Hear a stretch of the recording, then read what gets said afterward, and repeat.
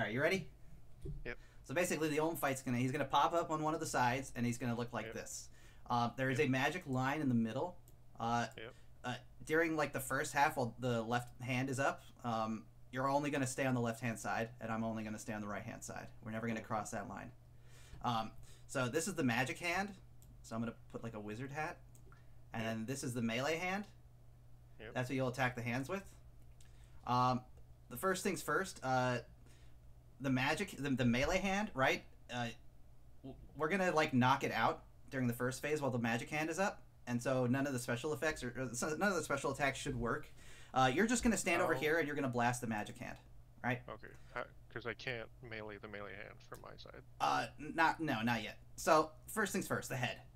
He's going to just pick one of us and attack, and the best practice is to just pray against whatever he attacked with last. If he shoots like a little like green fireball looking thing, you're gonna protect from magic, and if he shoots like a little spiky looking thing, you're gonna protect from range. Yep. Okay. Other than that, sometimes he'll throw a prayer orb at you. The prayer orb will turn off your prayer, and then it will drain like a third of your prayer as well. And it's gonna fly to you, and you'll see one of three things. You'll either see like a little blue sphere, I think it is, and that's the magic one. You'll see a little red sphere, that's protect from melee, and then you'll see a green one, and that's protect from range. So if you see your prayer get disabled, a good thing to do is to check your chat, because in chat it'll have like text that'll be either green, blue, or whatever, and that'll tell you also. So like sometimes you'll have two people that are stacked up, and he'll throw prayer orbs on both of you. So you just look in your chat, see the color, and then pray against that. Oh. Mm-hmm. If you mess it up, you have a couple seconds. If you mess it up, you'll take like 50 damage. So don't do that. Is it like Leviathan where you pray in accordance? No, it's more like Guardians. Do you remember Guardians from TOA? Yeah. How it like throws a sword or a magic sphere, or Yeah. it throws an arrow and disables your prayer, and you have a couple seconds to change prayers. Same mechanic, except instead it's just like a ball. It's a type of color. Okay. I mean, you just gotta put your you prayer just back put your onto prayer the back right one. onto the right one, and then Yeah. swap it after it hits to the most appropriate prayer. The magic hand doesn't have any special attacks. It's just going to stand there and take damage. The melee hand does have special attacks. If the magic hand is still alive, the melee hand can be knocked offline. But once the magic hand is dead, the melee hand will just stay active the whole time and do its special attacks. And it rotates them in order. The first one that it'll do is it'll put like little green spikes underneath you, and you just move out of the way. The next one that it'll do is it will create little lightning bolts off on the side, on each side, and they'll just be in random paths, and they'll head to the other side. If you get hit by them, it'll disable your prayer and do like 30 damage. So you just kind of like move out of the way. The best practice is don't stand next to the wall, because it'll give you more time to move. And then the third thing that it'll do is it'll select both players and then put like little gray circles under them. And you just have to stack up. You just stack up. If the magic hand is still alive, we'll usually just stack in the middle tile.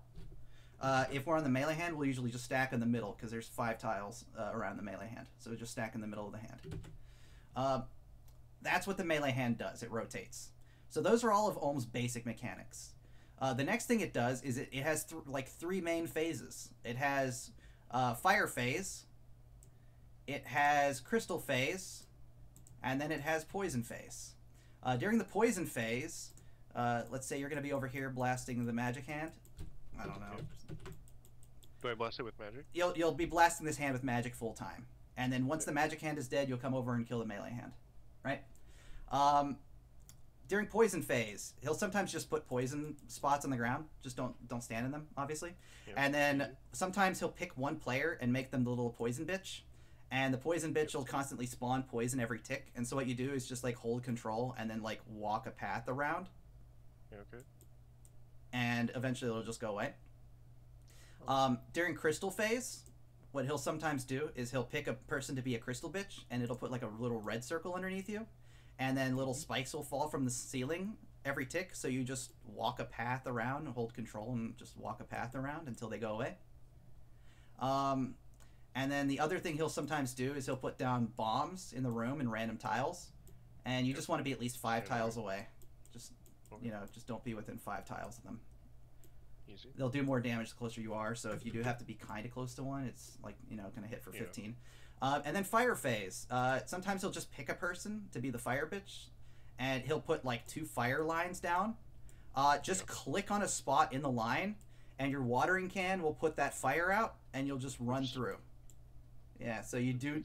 Watering can is very important, unironically.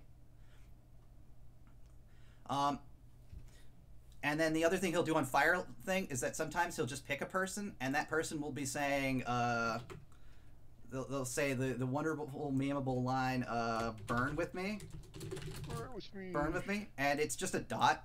That's all it is. It's just a dot, and it spreads to other people, and you can just spread it infinitely, so just kind of stay spread out.